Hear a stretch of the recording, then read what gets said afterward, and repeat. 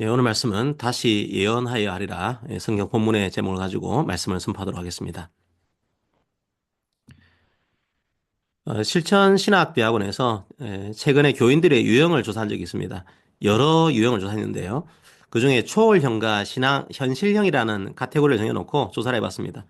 그 초월형은 영적인 차원이나 내세를 중요하게 생각하는 유형으로 정리를 했고요. 현실형은 말 그대로 현실의 삶을 중요하게 생각하는 유형으로 정리를 했습니다. 설문 결과는 어땠을까요? 비슷하게 나왔습니다. 초월적 유형의 성도가 한 52%, 현실적 유형의 성도가 48%로 나왔습니다. 자, 그렇다면 우리는 어떤 유형의 성도일까요? 사실 저는 두 개의 유형이 통합되어 있는 것이 가장 바람직하다고 생각합니다. 그리고 그게 성경적이라고 생각합니다. 우리는 앞으로 완성될 하나님 나라를 소망하면서 현실을 인내해야 합니다. 하지만 또 동시에 이 땅에 이미 이루어진 하나님 나라를 믿음으로 살아내면서 육체적인 죽음 이후의 삶을 기다려야 합니다. 그중 어느 하나만을 선택하면 신앙이 왜곡됩니다. 우리의 모든 삶은 다 의미가 있고 가치가 있습니다. 이 땅의 삶도 주님께서 주신 것이요, 이후의 모든 삶도 주님께서 주신 것입니다. 우리를 지금 여기에 두신 것은 주의 뜻입니다. 그 주의 뜻을 날마다 묵상하면서 현실을 살아가야 하는 거죠. 우리가 요즘 그 요한계시록을 보고 있는데요. 요한계시록도 마찬가지입니다. 요한계시록을 해석하는 다양한 견해들이 있습니다. 나중에 기회가 되면 말씀을 드리겠습니다. 저는 최근 많은 개혁주의 신학자들이 주장하는 견해를 따르고 있습니다. 요한계시록은 먼 미래만 말하는 성경이 아닙니다. 현실만 말하는 성경도 아닙니다. 많은 신학자들은 요한계시록을 과거와 미래, 현실과 내세 모두를 강조하는 성경으로 이해합니다. 그리고 그 일들을 상징적으로 기록한 성경이 요한계시록이라고 이해합니다. 예수님의 초림부터 재림까지의 영적인 싸움이 계시록 안에 다 들어가 있다고 보는 겁니다. 우리는 지난주에 하늘 보좌의 환상을 보았습니다. 4장과 5장에 나오는 내용이죠. 6장부터 19장까지는 7심판 시리즈가 나옵니다. 7인 심판이 있고 7나팔 심판이 있고 7대접 심판이 있습니다. 언제 일어날 심판입니까? 많은 신학자들은 예수님의 초림부터 재림까지 그 사이의 일들을 상징적으로 기록해 놓은 것으로 이해합니다. 그러니까 모든 시대, 모든 신자들에게 이 말씀에 기록한 일들이 일어나고 있고 이 말씀의 일들을 적용할 수 있다고 보는 겁니다. 어쨌든 그 요한계시록의 중간에는 주로 심판의 메시지들이 기록되어 있습니다. 그리고 그 심판들은 지금도 일어나고 있는 것으로 이해합니다. 그리고 그 심판들을 성도들은 당하지 않는다. 이렇게 이해합니다. 자, 그게 일반적인 신학적 견해입니다. 하지만 어떤 사람들은 이 심판들은 마지막 어느 시점이 돼야 일어난다. 그리고 성도들도 이 심판을 받게 된다. 이렇게 설명하기도 합니다. 이런 식으로 주로 이단들이 이 말씀을 악용합니다. 그래서 많은 성도들이 이 말씀을 무서워합니다. 그리고 많은 이단들이 이 말씀을 이용해서 이상한 해석을 하면서 사람들을 유혹합니다. 그런데 7개 심판 시리즈가 기록된 요한계시록을 잘 보시면 특이한 점이 보입니다. 7개 심판이 쭉 이어지는 게 아니라 가운데 다른 내용이 끼워져 있습니다. 어떤 학자들은 그걸 막간이라고 하기도 하고 어떤 학자들은 그걸 삽입구라고 하기도 합니다. 심판들이 급박하게 일어나고 있는데 잠깐 숨 고르기를 하고 있는 거죠. 사실 우리들은 요한계시록을 읽을 때 이 막간을 주목해야 됩니다. 7인 심판을 보시면 6째인 심판이 끝난 다음에 바로 7째인 심판으로 들어가지 않습니다. 그 사이에 잠깐 막간이 있습니다. 그게 7장입니다. 7나팔 심판을 보시면 똑같습니다. 6째 나팔 심판이 끝난 다음에 바로 7째 나팔 심판으로 들어가지 않습니다. 그 사이에 잠깐 막간이 있습니다. 그게 10장부터 11장 13절까지입니다. 7대접 심판은 심판 도중에 막간이 있는 게 아니라 아예 처음 단락에 막간이 나옵니다. 그게 바로 12장부터 14장까지 기록되어 있습니다. 7대접 심판은 숨 쉴 틈도 없이 급하게 일어날 거라는 걸 상징합니다. 왜 요한은 심판의 중간중간에 이렇게 다른 환상을 기록했을까요? 우리는 쉬어가는 페이지 같은 그 삽입구에 주목해야 합니다. 그 막간에 기록되어 있는 게 뭘까요? 바로 교회입니다. 일곱 인심판과 일곱 나팔심판과 일곱 대접심판이 이 땅을 덮치더라도 교회는 염려하지 말라는 겁니다. 겁내지 말라는 겁니다. 두려워 말라는 겁니다. 용과 짐승들이 판치는 이 땅입니다. 그래서 하나님께서 그들을 심판하시겠다 선포하십니다. 매우 매우 두려운 상징으로 그 말씀을 하십니다. 하지만 어린 양의 보혈로 깨끗하게 된 성도들은 걱정하지 말라는 겁니다. 사실 요한계시록은 성도들에게 두려움의 책이 아닙니다. 위로의 책입니다. 얼마나 두려운 세상입니까? 얼마나 황당한 세상입니까? 얼마나 저주와 혐오가 판을 치고 있는 세상입니까? 얼마나 악인이 활개를 치고 있는 세상입니까? 금방이라도 무너질 것 같지 않습니까? 악인들이 받는 그 심판에 우리도 같이 들어갈 것 같지 않습니까? 하지만 하나님은 말씀하십니다. 예수 그리스도의 십자가를 믿고 회개한 자들은 그 심판의 자리에 참여하지 않을 거다. 그러므로 두려워 말라 말씀하시는 겁니다. 바로 그게 심판 중간중간에 우리에게 하시는 말씀입니다. 그러므로 요한계시록의 말씀으로 성도들을 두렵게 해서 자기들의 조직으로 끌고 가려는 사람들을 보면 주의하십시오. 거의 다 이단들의 방식입니다. 오히려 요한계시록은 이 험악한 땅 가운데서 힘겹게 살아가고 있는 성도들을 격려하는 성경입니다. 자신의 죄를 깨닫고 회개한 성도들, 그래서 주의 십자가를 의지하는 성도들은 어린 양의 보혈의 피가 보호한다. 아무 염려하지 마라. 위로하는 성경입니다. 하늘의 관점으로 이 땅을 보라는 겁니다. 자, 하지만 그 막간을 기록한 목적이 그걸로 끝일까요? 그럼 우리는 저 심판당하는 세상을 물끄러미 보면 되는 겁니까? 과연 그게 현실을 살아가는 우리 그리스도인의 자세일까요? 아닙니다. 우리는 어린 양 대신 예수님처럼 이 땅에서 살아가야 합니다. 초월적인 동시에 현실적인 신앙을 가져야 합니다. 이 험악한 현실을 예수님처럼 살아가야 하는 겁니다. 성령님께서 그 일을 도우실 것입니다. 그렇다면 이 현실 속에서 우리가 해야 할 일이 무엇입니까? 11절을 봅시다. 그가 내게 말하기를 네가 많은 백성과 나라와 방언과 임금에게 다시 예언하여야 하리라 하더라. 이 땅에서 살아가는 우리가 해야 할 일은 바로 예언하는 겁니다. 요한에게 그 일을 맡기셨고 일곱 교회에게 그 일을 맡기셨습니다. 그리고 오늘날의 우리에게 그 일을 맡기셨습니다. 제가 예언이 뭔지는 여러 번 말씀드렸습니다. 미래의 구체적인 일들을 점치는 게 예언이 아닙니다. 그건 무속입니다. 교회를 무속인의 놀이터로 만들면 안 됩니다. 내년도에는 좋은 일 있겠어. 남쪽으로 가지 마. 북쪽으로 가. 그러면 귀인을 만날 거야. 이게 다 뭡니까? 두렵게 하는 겁니다. 이 말대로 안 하면 심판을 받을 거야. 안 좋은 일이 생길 거야. 그 마음을 심어줍니다. 하지만 성경은 뭐라고 말합니까? 물 가운데 지날 때도 너와 함께 할 것이다. 불 가운데 행할 때도 타지 않을 것이다. 성경은 그렇게 말합니다. 하나님 외에 다른 어떤 것도 두려워 말라 말하고 있는 거죠. 믿는 자는 심판의 자리에 서지 않을 것이다 말하고 있는 거죠. 그런데 이단들은 사람을 두렵게 만듭니다. 교주의 말을 두렵게 만듭니다. 실제로 교주의 말대로 이루어지면 완전히 무속에 빠지게 되는 겁니다. 그게 예언이 아닙니다. 예언은 대언입니다. 하나님의 말씀을 전하는 겁니다. 어떤 말씀을 전하라고 하셨습니까? 복잡하지 않습니다. 단순합니다. 회개하고 주 예수를 믿어라. 그러면 구원을 받을 것이다. 그리고 구원을 받은 모든 성도들은 이웃을 사랑해라. 이웃에게 생명을 전해라. 바로 그 말씀입니다. 그리고 어린 양의 보혈을 의지하는 사람은 결단코 요한계시록의 심판을 받지 않을 것이다. 영생을 누리게 될 것이다. 바로 그 말씀입니다. 바로 그 말씀을 전해라. 그걸 이 땅의 성도들에게 맡기신 겁니다. 그런데 이 말씀이 어디에 나옵니까? 이미 여섯째 심판이 끝난 시점입니다. 많은 사람들이 심판을 받은 이후입니다. 자, 그런데 사람들이 어떻게 하고 있을까요? 9장 20절과 21절을 봅시다.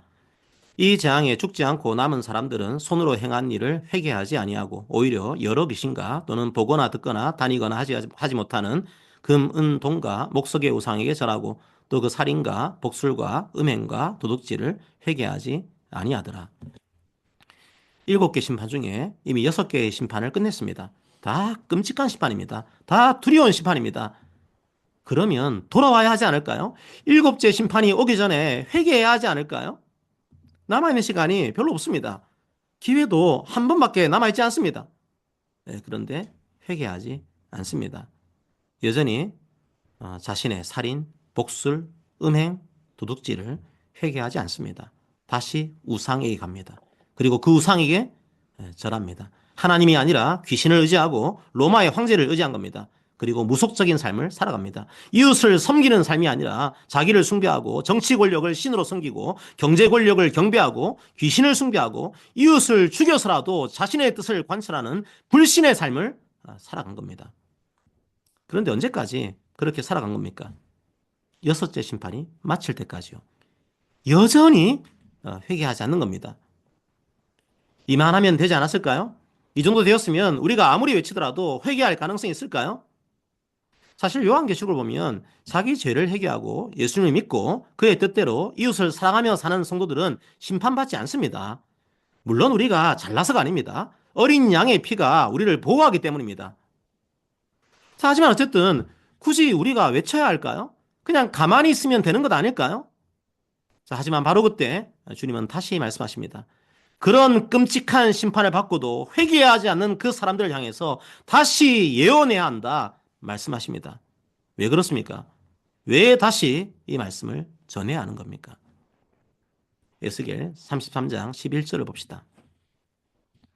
너는 그들에게 말하라. 주 여호와의 말씀이니라. 나의 삶을 두고 맹세하노니 나는 악인이 죽는 것을 기뻐하지 아니하고 악인이 그에게서 돌이켜 떠나 사는 것을 기뻐하노라. 이스라엘 족속아 돌이키고 돌이키라. 너희 악한 길에서 떠나라. 어찌 죽고자 하느냐 하셨다 하라.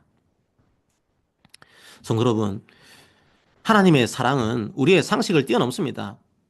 하나님께서 심판을 안 하시는 게 아닙니다. 하나님께서는 사람들이 자신의 죄를 고백하고 회개할 때까지 심판을 연기하신 겁니다.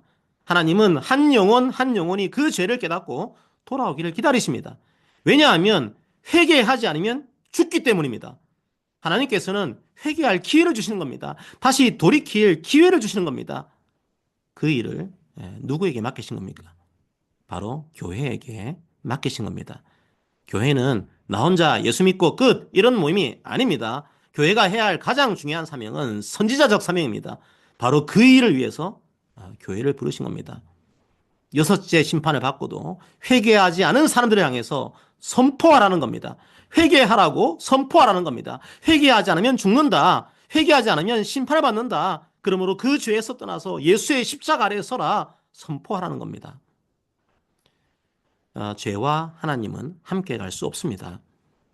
사실 예수의 피가 우리를 덮지 않았다면 우리도 마찬가지입니다. 바로 그게 하나님의 거룩입니다. 하나님의 사랑과 거룩은 항상 함께 움직입니다. 하나님은 악한 사람까지도 회개하기 원하십니다. 그래서 참고 계시는 겁니다. 기회를 주고 계시는 겁니다. 하지만 영원히 그렇게 하지는 않습니다. 온갖 악을 끝까지 가만히 두는 것은 하나님의 거룩한 이름을 더럽힙니다. 하나님은 이 남은 악한 자들에게 여섯째 심판까지 여전히 기회를 주신 겁니다. 그러므로 예수의 십자가 아래서 끝까지 회개하지 않는 사람들은 핑계할 수 없다는 겁니다. 주님께서는 그 악인이 이 기회를 놓치기 전에 회개를 선포해라 우리에게 독려하시는 겁니다. 나는 저런 악인들도 회개하고 돌아오기를 원한다. 주님께서 말씀하시는 겁니다. 예수를 믿지 않고 자기 죄에 빠져서 무속에 빠져서 회개하지 않는 모든 사람들에게 이웃의 생명을 빼앗는 모든 사람들에게 주님은 제발 돌이켜라 말씀하시는 겁니다. 우리들을 통해서 말씀하시겠다는 겁니다. 우리들은 기도하고 동시에 선포해야 합니다. 왜죠? 그게 주의 뜻이기 때문입니다. 저주를 선포하는 게 목적이 아닙니다. 회개를 선포하는 겁니다. 제발 죽지 말라고 선포하는 겁니다. 생명을 선포하는 겁니다. 하지만 그 선포에 반응할지 안 할지는 우리의 몫이 아닙니다. 우리는 선포할 뿐입니다. 자, 그래도 돌이키지 않는다면 심판은 주님께서 하실 것입니다. 우리는 주님의 그 마음으로 선포하면 됩니다. 그게 우리의 몫입니다. 왜 굳이 말해야 할까요? 그냥 기도만 하면 되지 않을까요? 아니요. 말씀이 없다면 돌이킬 가능성은 제로입니다. 성도 여러분, 악이 어떻게 망하는지 아십니까? 스스로 망합니다. 다섯째 나팔 심판 때 황충이 등장합니다. 악한 세력을 상징하고 있습니다. 9장 3절을 봅시다. 또 황충이 연기 가운데로부터 땅 위에 나오매 그들이 땅에 있는 정갈의 권세와 같은 권세를 받았더라.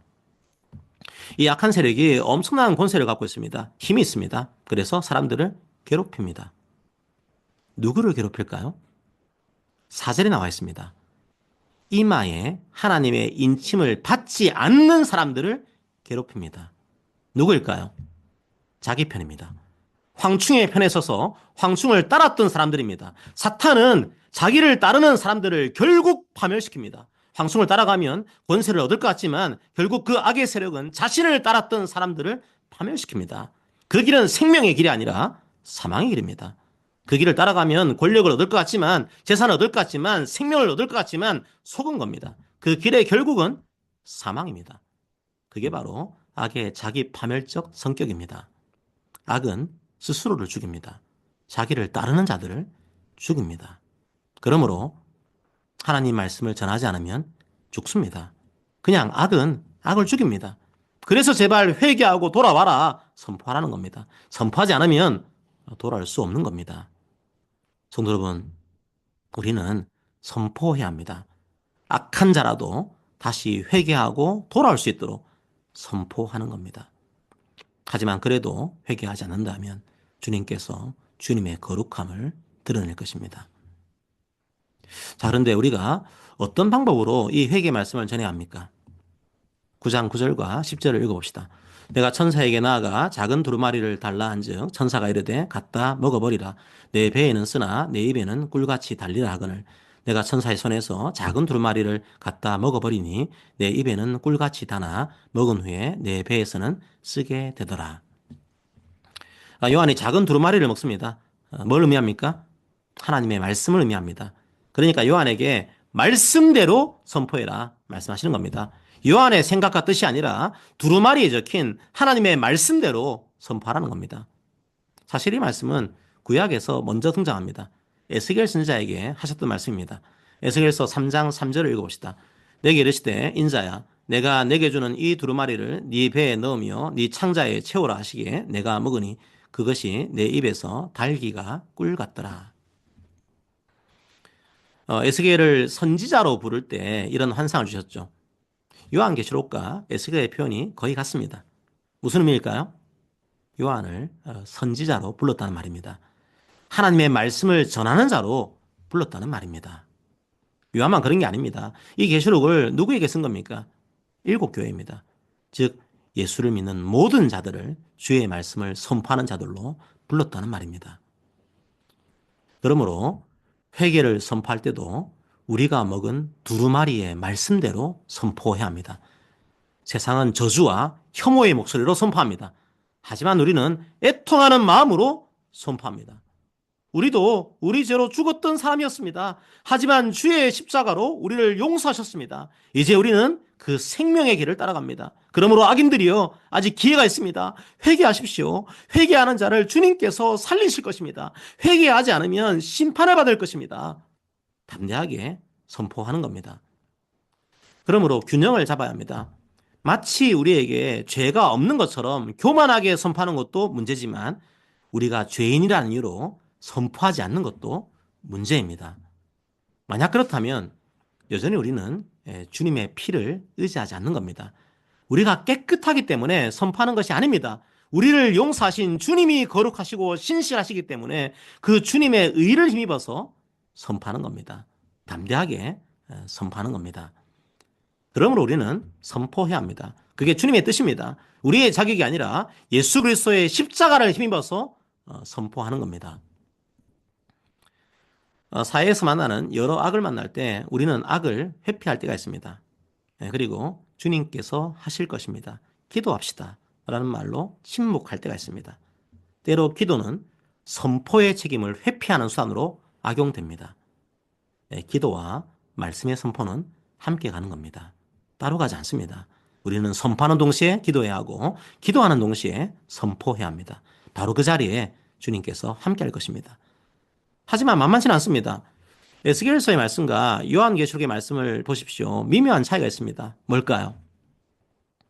이 두루마리를 먹을 때, 그러니까 즉 말씀을 먹을 때 입에는 꿀같이 달았다 이렇게 기록합니다. 그건 똑같습니다.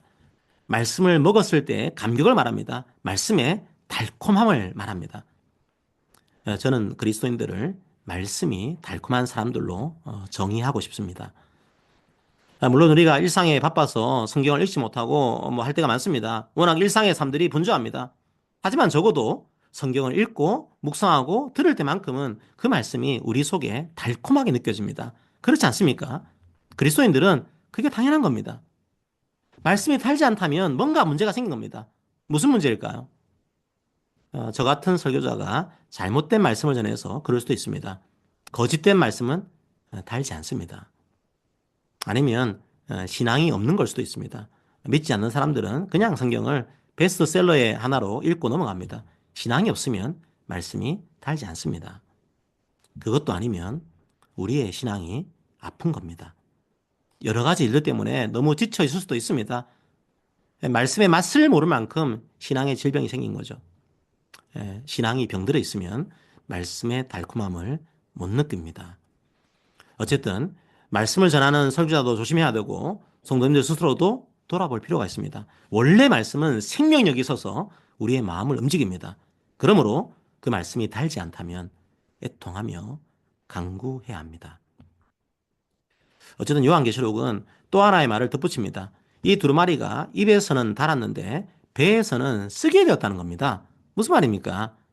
이 말씀을 전하면 핍박을 받을 거라는 겁니다. 회개하고 구원을 받으라 전하면 사람들이 싫어할 거라는 겁니다.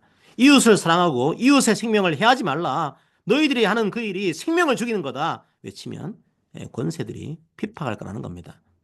하지만 그럼에도 불구하고 입에서 달콤하게 느껴진 주의 말씀을 그대로 전하라는 겁니다.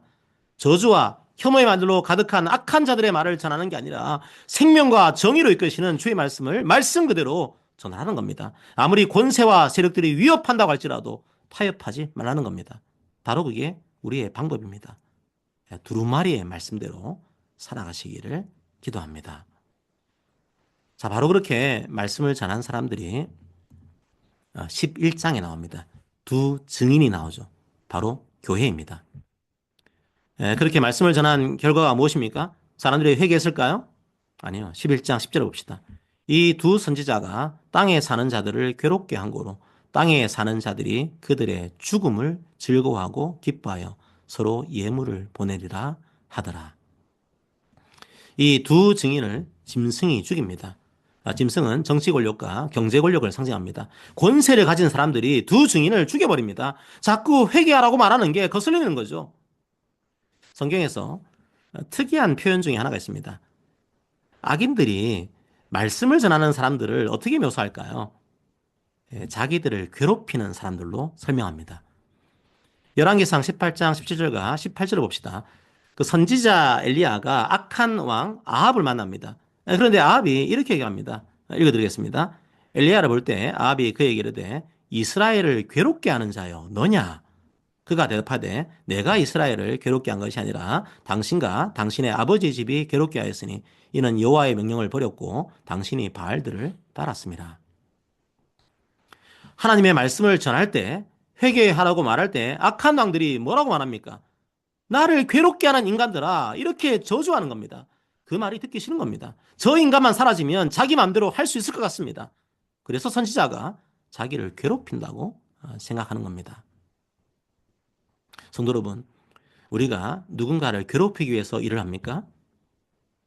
아니요. 그냥 말씀을 전할 뿐입니다. 우리도 죄인이지만 주님의 십자가 피를 힘입어서 말씀을 전하는 겁니다. 회개하라 전하는 겁니다. 이웃을 사랑하라 전하는 겁니다. 이웃의 생명을 존중해라 전하는 겁니다. 저는 우리들이 그리고 한국의 교회가 여러 권세들에게 아부하는 사람들이 아니라 여러 권세들을 두려워하지 않는 사람들로 기억되기를 바랍니다. 여러 권세들을 괴롭힌 사람들로 기억되기를 바랍니다. 세상에서 힘이 있다고 말하는 모든 권세 앞에서 두려워하지 말고 이웃을 사랑하고 섬겨라. 이웃의 생명을 존중해라. 그 권력은 그걸 위해서 주님께서 주신 거다. 만약 그 권력을 자기의 탐욕을 위해서 사용하면 주님의 십자가를 모독하는 거다. 그리고 회개하지 않으면 주님께서 심판하신다. 회개하고 돌아와라. 그렇게 선포하는 사람들로 기억되기를 원합니다.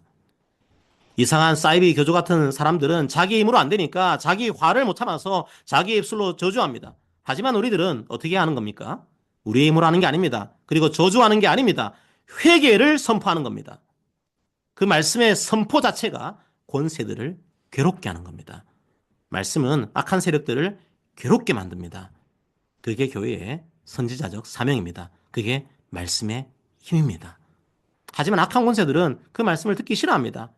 그래서 정치적 세력과 경제적 세력이 두 증인을 죽입니다.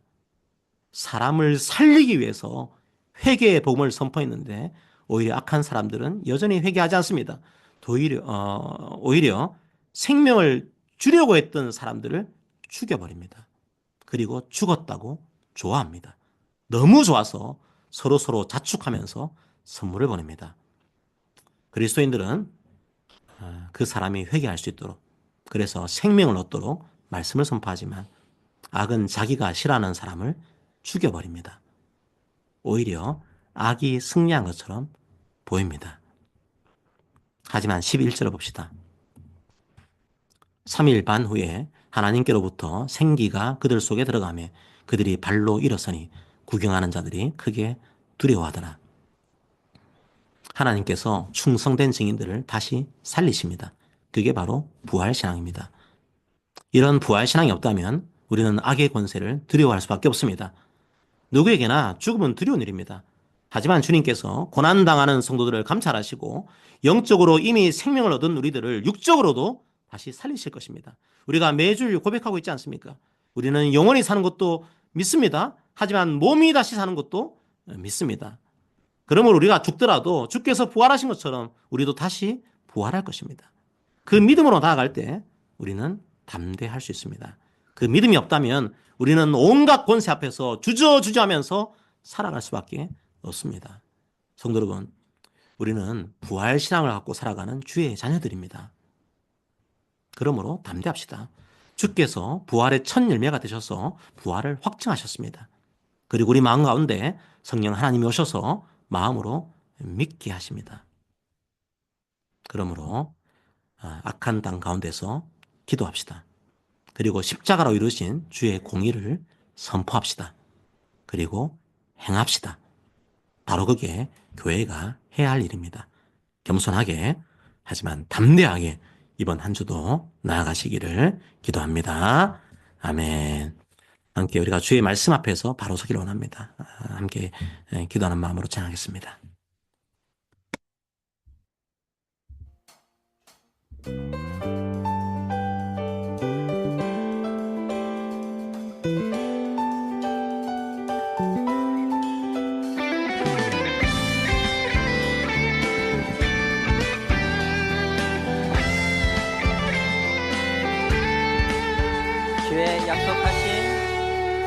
주의 약속하신 말씀 위에서 영원토록 주를 찬송하리라.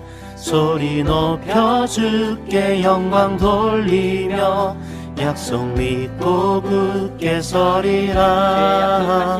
주의 약속하신 말씀 위에서 세상 염려 내게 엄습할 때에 말씀으로 힘써 싸워 이기며 약속 믿고 굳게 서리라. 성령의 검을 들고 구원의 투구를 쓰고 믿음의 방패와 진리의 피로 말씀 위에 굳게 서리라. 성령의 검을 들고 구원의 투구를 쓰고 곧 하나님의 말씀을 가지라.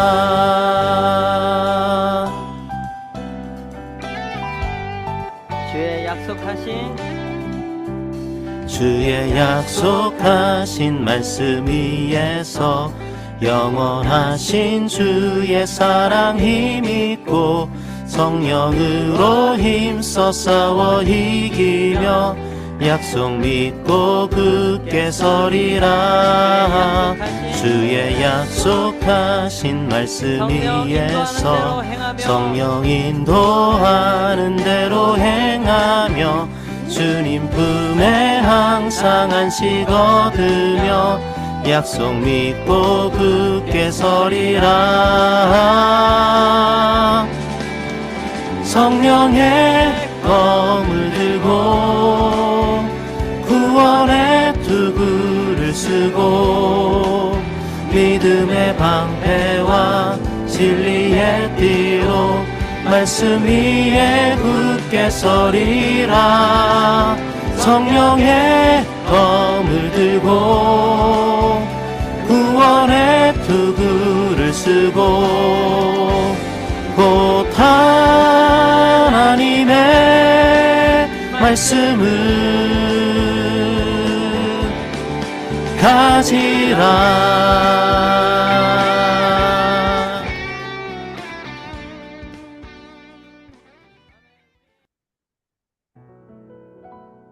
자, 우리 함께 말씀을 기억하면서 기도합시다. 주님, 이 땅의 삶이 녹록하진 않습니다. 황충과 정갈과 같은 권세들이 사람들을 찌르고 우리의 영혼을 낙담시킬 때가 있습니다. 하지만 심판의 한가운데서도 어린 양의 보혈의 피가 우리들을 보호하심을 믿습니다. 말씀을 통해서 우리들을 위로해 주셔서 감사합니다. 우리도 죄악 속에 죽었던 사람들이었습니다. 하지만 주님께서 이 사망의 늪에서 우리들을 건져주시고 새로운 생명을 주셨습니다. 이제는 두려움의 바다를 건너서 감사와 믿음으로 담대하게 선포하기 원합니다. 주께서 주신 생명을 선포하고 회개를 선포하기 원합니다. 그 말씀은 입에서는 달지만 배에서는 씁니다. 악한 권세들은 그 말씀이 괴롭다는 이유로 듣지 않으려고 합니다. 하지만 주님, 순종하는 마음으로 우리의 입술과 삶으로 이 말씀을 선포하기 원합니다. 주의 부활신앙을 마음에 새기고 기쁨과 담대함으로 나아가게 해주세요. 함께 우리 말씀을 기억하면서 기도하겠습니다. 기도합니다.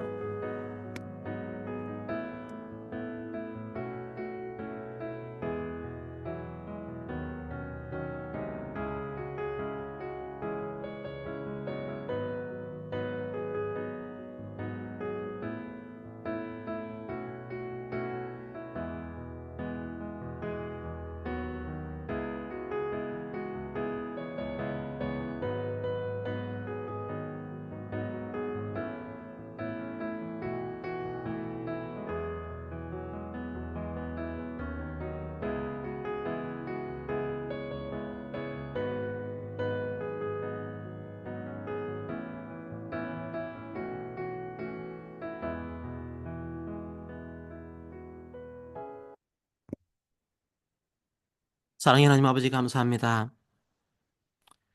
참 이 험악한 땅 가운데서도 저희를 지키시고 영원히 어린 양의 보혈 피로 보호하신다 약속하심을 감사합니다. 이제 우리가 그 약속의 말씀을 읽고 주님 앞에 나아갑니다. 주님, 말씀을 참 싫어하는 세상입니다. 말씀을 전할 때 권세들은 나를 괴롭게 하는 사람들이요, 이렇게 말하면서 그 말씀을 전하는 사람들을 오히려 괴롭히는 그런 세상입니다. 하지만 주님, 우리의 입에 이 달콤한 이 말씀을 우리 배에는 쓰지만 담대하게 증거하기를 원합니다. 그것이 주께서 우리에게 맡기신 사명입니다. 때로 권세들이 그 말씀 때문에 괴롭다 말하더라도 우리는 능히 그 괴로움을 감당할 수 있는 사람들입니다. 주의 십자가 생명이 우리의 마음에 있습니다. 그 사실을 믿고 담대하게 선포하기를 원합니다. 사랑의 하나님 아버지, 이 땅에 여러 가지 일들이 두 주 사이에 참 있었습니다. 마음이 상하고 아픈 사람들도 참 많이 있었습니다. 하지만 주님, 주의 공의와 주의 사랑이 회복될 때 우리 속에 치유가 일어날 것입니다. 회복이 일어날 것입니다. 하지만 주님, 여전히 우리는 이 땅 가운데서, 이 험악한 땅 가운데서 살아가야 합니다. 내세를 바라보면서 이 현실을 살아가야 합니다. 주님, 현실을 어떻게 살아가야 될지 주의 말씀으로 날마다 깨닫게 하여 주시옵소서. 그리고 말씀으로 위로받게 하여 주시옵소서. 말씀으로 담대함을 얻게 하여 주시옵소서. 세상의 방식이 아니라 주의 말씀의 방식으로 세상 가운데 선포할 수 있는 우리 교회 모든 성도들이 될 수 있도록 아버지 인도하여 주시옵소서. 감사합니다. 예수님 이름으로 기도합니다. 아멘. 자, 우리 서로 권면하도록 하겠습니다. 사랑하는 성도 여러분, 우리의 마음판에 새겨진 주의 말씀을 우리의 말과 삶으로 선포합시다. 주의 말씀은 힘이 있어서 이 말씀을 받는 자에게 생명을 줄 것입니다. 악인들은 이 말씀 때문에 괴로워할 것입니다. 저주와 혐오의 말들이 아니라 주의 말씀을 선포합시다. 주께서 모든 성도들에게 은혜와 평안을 주시기를 간구합니다. 아멘. 자, 금주의 말씀입니다. 자, 요한에게 하신 말씀이지만 이 땅의 모든 교회에게 하신 말씀이시죠. 함께 읽습니다. 그가 내게 말하기를 네가 많은 백성과 나라와 방언과 임금에게 다시 예언하여야 하리라 하더라. 아멘.